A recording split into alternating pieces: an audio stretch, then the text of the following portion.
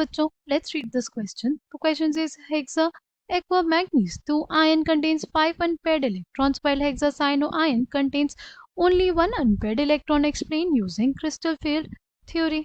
Right? Key concept for this question is crystal field theory. Crystal field theory की अगर बात करते हैं तो ये बेसिकली थ्योरी ली गई थी कहाँ से? फिजिक्स से. ठीक. में बेसिकली क्या होता है कि हमारे पास जो सेंट्रल मेटल एटम है वो क्या होगा? पॉजिटिवली चार्ज होगा. राइट? सेंट्रल मेटल एटम क्या होगा?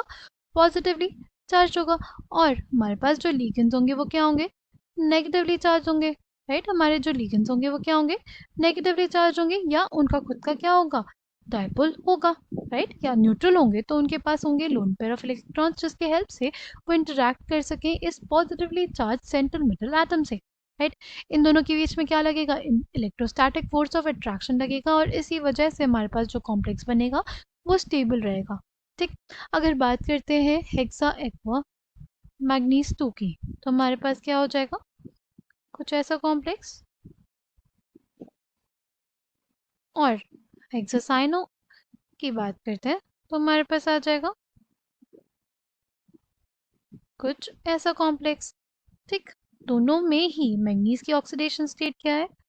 +2 है.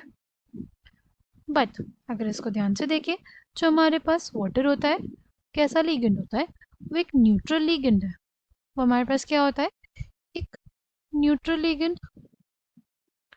ठीक. और साइनाइड क्या है? एक negatively charge ligand. Negatively charged ligand. Right?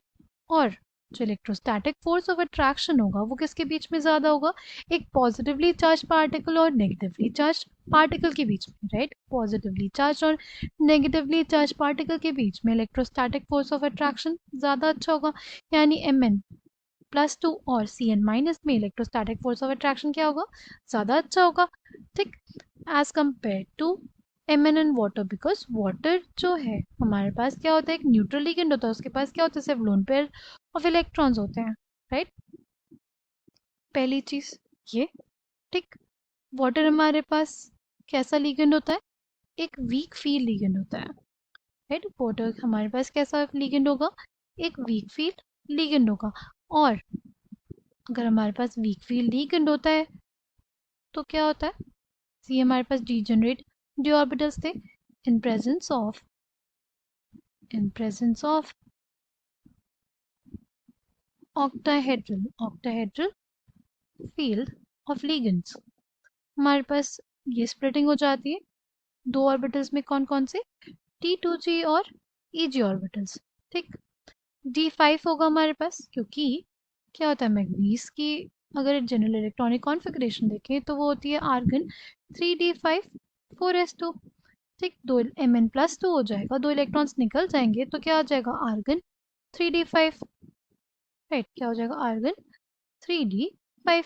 यानी इसमें 5 इलेक्ट्रॉन्स हैं. अगर हमारे पास कोई वीक फील्ड लिगेंड होगा तो वो पेयरिंग नहीं करा पाएगा. ठीक. तो हमारे पास कुछ ऐसे फिलिंग होगी इलेक्ट्रॉन्स की इन T2G एंड EG ऑर्बिटल्स. ठीक. In case of weak field ligand. But अगर हमारे पास एक स्ट्रॉन्ग फील्ड लिगेंड होगा, अगर हमारे पास क्या हो? एक स्ट्रॉन्ग फील्ड लिगेंड होगा तो वो क्या कर सकता है? वो पेयरिंग करा सकता है. वो क्या करा सकता है? Pairing of electrons. ठीक. साइनाइड हमारे पास कैसा लिगेंड हो जाएगा? साइनाइड हमारे पास एक स्ट्रॉन्ग फील्ड लिगेंड है. ठीक. स्ट्रॉन्ग फील्ड लिगेंड क्या करा सकते हैं? पेयरिंग करा सकते हैं इलेक्ट्रॉन्स की. Is a strong field ligand. ठीक. 5 इलेक्ट्रॉन्स थे ऐसे. राइट?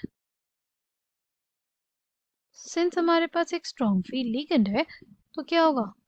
तो हमारे पास पेयरिंग हो जाएगी. हमारे पास क्या हो जाएगी? पेयरिंग ऑफ इलेक्ट्रॉन्स हो जाएगा. ये इलेक्ट्रॉन्स इधर पेयर हो जाएंगे. इलेक्ट्रॉन्स यहाँ पे ही क्या हो जाएंगे? पेयर हो जाएंगे. तो अब हमारे T2G में सिर्फ एक इलेक्ट्रॉन प्रेजेंट है. राइट? इसमें सिर्फ एक इलेक्ट्रॉन प्रेजेंट है. और हमारे पास अगर हेक्सा एक्वा कॉम्प्लेक्स होगा Mn+2 का, तो उसमें 5 अनपेयर्ड इलेक्ट्रॉन्स होंगे। It's because water is a week field ligand. Cyanide ligand जो होता है हमारे पास, वो क्या होता है, वो एक स्ट्रॉन्ग फील्ड लिगेंड होता है। स्ट्रॉन्ग फील्ड लिगेंड क्या कराते हैं, स्ट्रॉन्ग फील्ड लिगेंड हमारे पास पेयरिंग करा देते हैं इलेक्ट्रॉन्स की, पेयरिंग ऑफ इलेक्ट्रॉन्स हो जाता है। इस वजह से इसमें एक अनपेयर्ड इलेक्ट्रॉन्स और इसमें 5 unpaired electrons. I hope you understood it well. Thank you, all the